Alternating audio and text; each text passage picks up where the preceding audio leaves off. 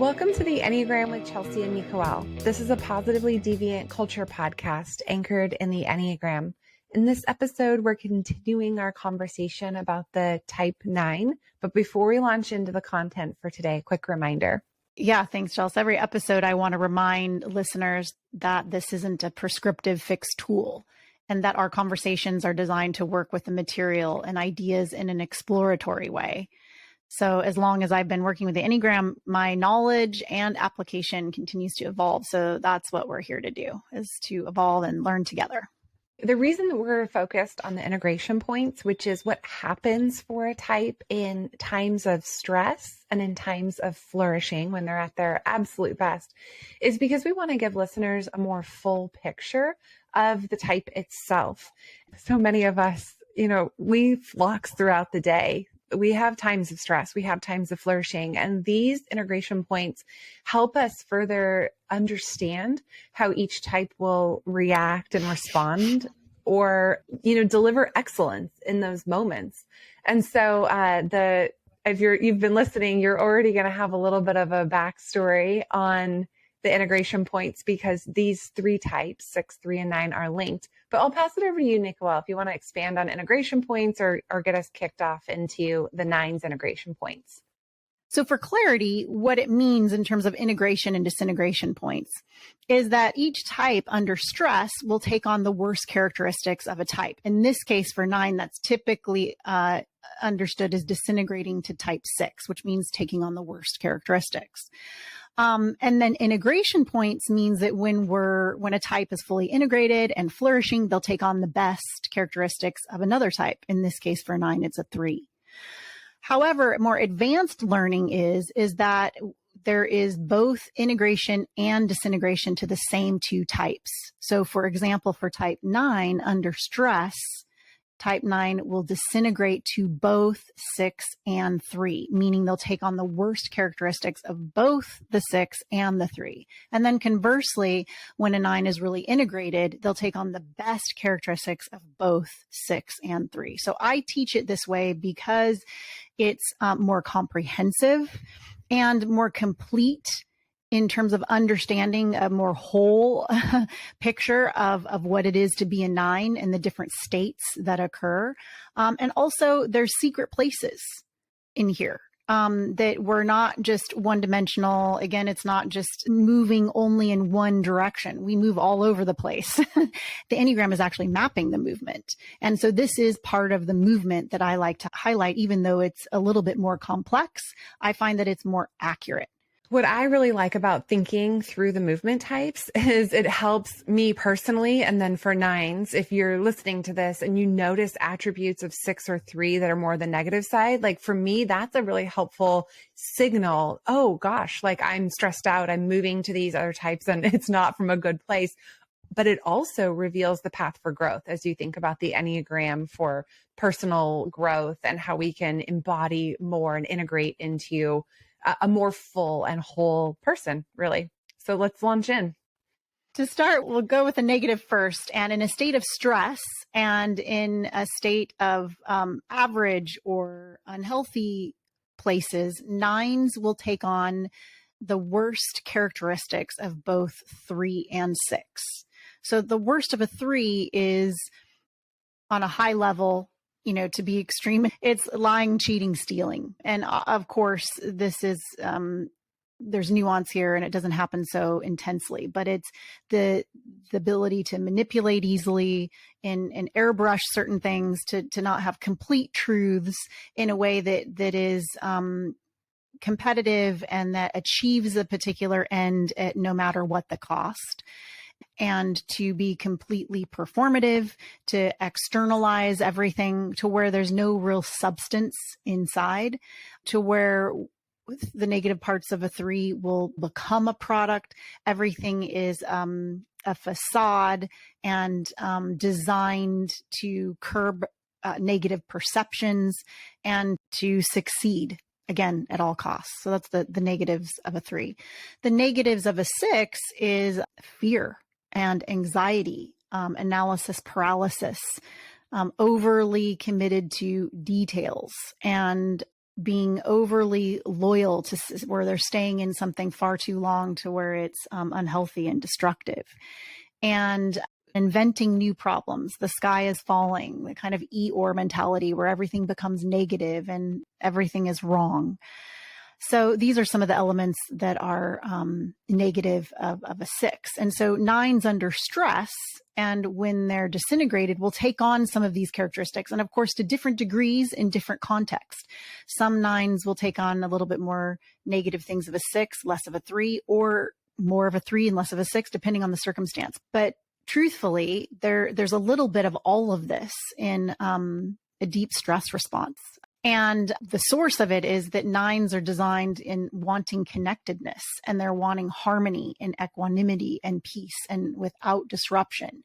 And so when they're disintegrated, they'll use the tactics, the negative tactics of a 6 and a 3 to achieve those states, even though it won't work. So however, conversely, when 9s are really integrated, they'll be able to achieve the core drives by using all of the strengths and the high sides, the best qualities of a 6 and a 3. And so the best of a 3 is being able to adapt to the moment, to be able to meet the moment perfectly, to be able to become what is necessary, to be able to create strategies that are complete and comprehensive and intelligent, that include how humans evolve, and to engage hope, and to have a way to achieve and a path, right? And the best of a 6 is being able to predict what could go wrong and plan for that, and to be able to support security and safety of others, and to be able to be advocates, and to be loyal, and to be a team player, and to have incredible partnership. So these are some of the elements that are amazing about 3s and 6s that 9s at their best, when they're really evolved, will tap into. And as a result, all of these combinations and these qualities of a 9 combined with how they're integrating to the 3 and 6 in them, they'll really be more connected and more present, and be able to engage this transcendent nature that what we were speaking about in the previous episode. Yeah, I mean, I'm seeing this all come together as though, for sure in a survival strategy, not great when we're taking on, the survival strategies of other types. But I'm also seeing the opportunity, I think, that lies within the 9 for them to reach into the strengths of the 6 and 3 and just really round out and fill out the picture of what it looks like to be a 9 in such a beautiful way. They're so complementary, I think. And maybe it's because we've spent a lot of time talking about 6s and 3s, which, by the way, you can totally go back and listen to those episodes if you want to go even deeper. But it really feels like this wholeness, this completeness that 9s are able to access by having the ability to leverage the strengths of 3s and 6s. Yeah, and that is the reason why we have this conversation, even though it's a little bit more complicated as an introductory. Mm-hmm. It is important because of what we said earlier. It is the path for growth, and it is a path for seeing more clearly our own stress responses, and then why we are disintegrating, and why we're using those strategies less intelligently, less consciously as a reaction, and how they don't work, even though they might work in the short term. And so when we can see that and map that, I think this becomes really useful. So for example, when 9s are disintegrated, tend to be overly committed to comfort, which often means a lack of action and disengagement, and even a kind of disassociation, which is serious, a lack of presence.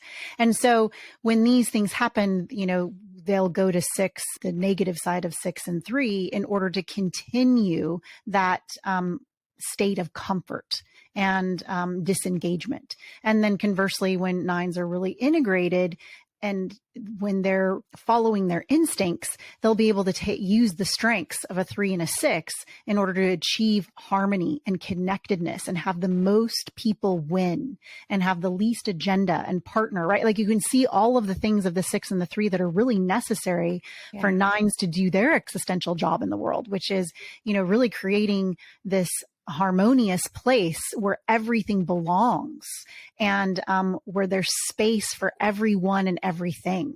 That's a complicated job, actually. We need a lot of skills to do that. And so that's what it looks like. This is a snippet of a picture. And even this is not very comprehensive, but it's designed to be a sketch so that we can begin to see the map.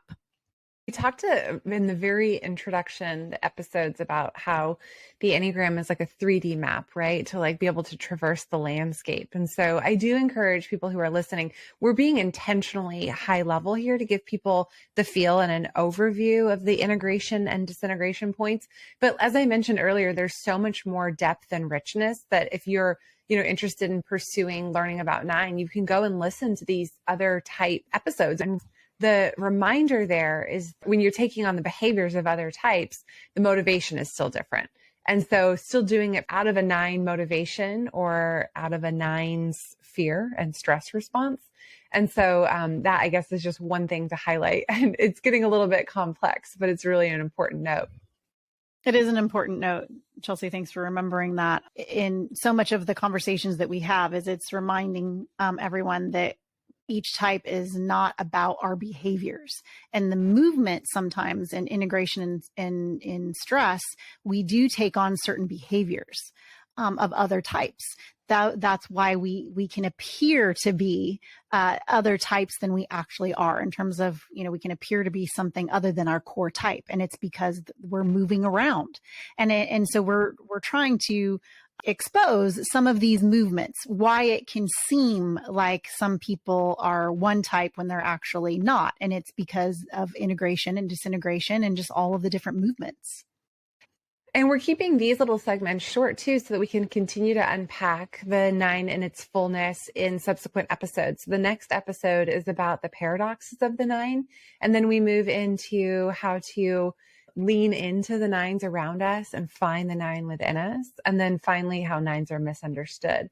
And so for this episode, we'll go ahead and wrap here, but I would love to invite anyone who's listening and is interested in learning more to reach out and find us via our LinkedIn link. It's in our bio. We'd love to work with you or partner with you.